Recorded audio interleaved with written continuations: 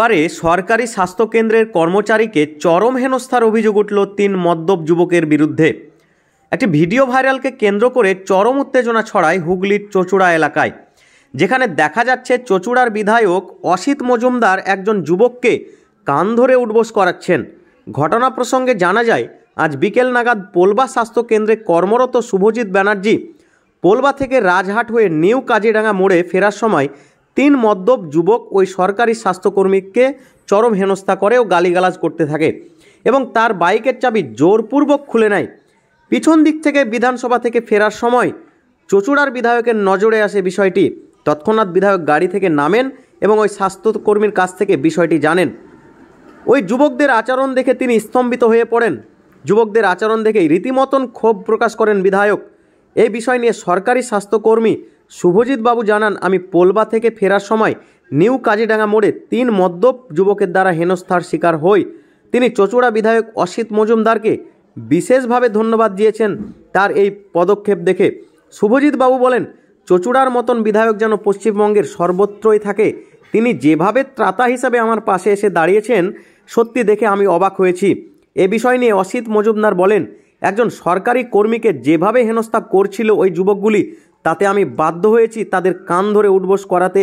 তিনি বলেন, যদি কেউ অন্যায় করে পুলিশ প্রশাসন সেই বিষয়টি দেখবে, কেউ আইন হাতে তুলে নেবে, সেটা আমি বরদাস্ত করব না।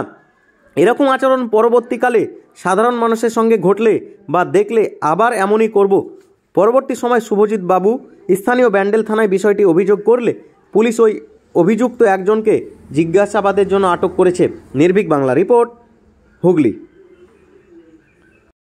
হ্যাঁ দাদা, আজকে একটা ঘটনা, একটা ভিডিও ভাইরাল হচ্ছে চারিদিকে, কি বলবেন এই বিষয়ে? কি বলি বলুন তো, আমি বিধানসভা থেকে আসছিলাম, আমার তাড়াও ছিল। আমি রাজহাট দিয়ে দেবানন্দপুর হয়ে আসছি।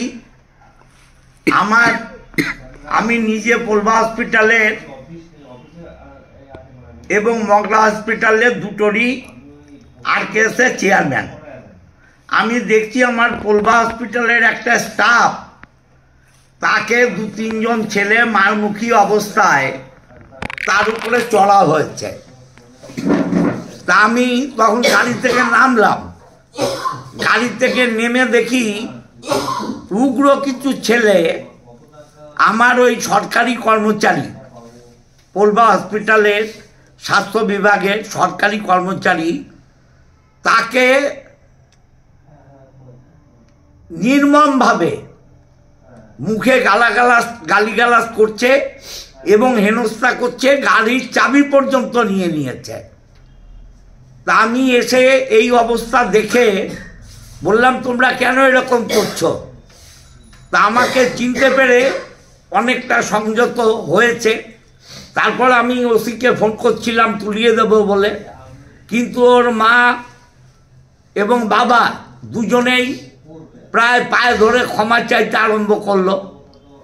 তখন আমি ওকে একটু শিক্ষা দেওয়ার জন্যে এলাকায় কান ধরে উঠবস করিয়েছি এবং বলেছি, ভবিষ্যতে কোনো মানুষকে কোনো ব্যাপারে ও দাঁড় করিয়ে বিচার করবে না। বিচার করার জন্যে থানা আছে, প্রশাসন আছে।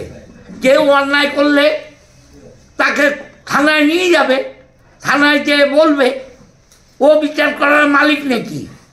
কেউ কোথাও নিজে বিচার হাতে নিলে এবং আমার সামনে পড়লে যা করেছি এটা করব।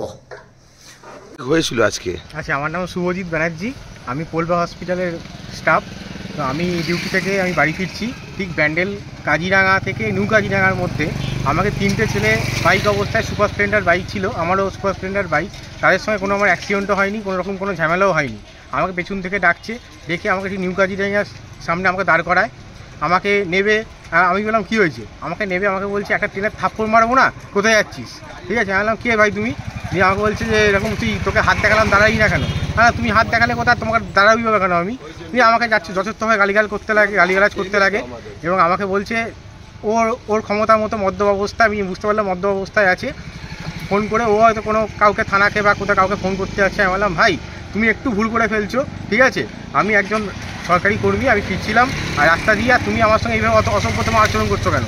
আমি তখন সঙ্গে সঙ্গে আমি দাঁড় করালাম ওকে, আলাম ভাই তুমি যখন দাঁড় করিয়েছেই আমাকে, আমি তখন আমি তোমাকে একটু দেখাই যেন এরকম ঘটনা আমার সঙ্গে যেটা ঘটছে এখন সেটা আমি আর সেকেন্ড টাইম কারোর সঙ্গে ঘটতে দেবো না। তারা কি তোমার কাছে কোনো ছিনতাই করার চেষ্টা বা জিনিসপত্র? ছিনতাই তো আমার তো মাথায় ছিনতাই লাগলো, আমি ওকে চিনিয়ে যাই না, আমার সঙ্গে কোনো অ্যাক্সিডেন্ট হয়নি, কিছু হয়নি, তা আমার উপরও আক্রোশটা মানে এরকম করবেই বা কেন?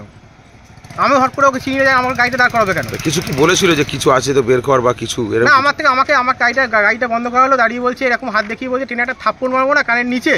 আমি তখনই আমার একটু উত্তপ্ত হয়ে পড়ি, আমি তখন চুইজো থানায় নিয়ে সময় ফোন করি এবং পেছন থেকে আমি তৎক্ষণাৎ দেখি যে আমি স্থানীয় পঞ্চায়েত সদস্য নতুন সদস্য মুনমুন মণ্ডল, আমি ওনাকেও ফোন করি, উনিও আমাকে বললো ঠিক আছে আমি আসছি, একটু তুমি ওয়েট করো।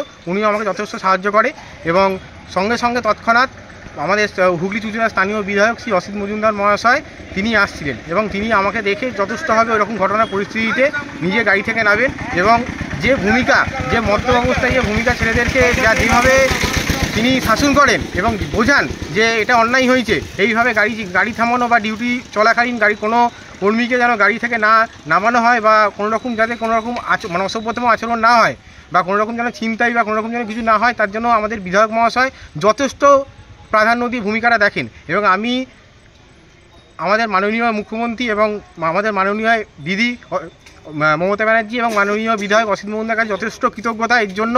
এই বিধায়ক যেন পশ্চিমবঙ্গর 292খানা বিধানসভাতেই যেন থাকে, আমি এটা মমতা ব্যানার্জির কাছে আমার প্রিয় দিদির কাছে আমি অনুরোধ করছি।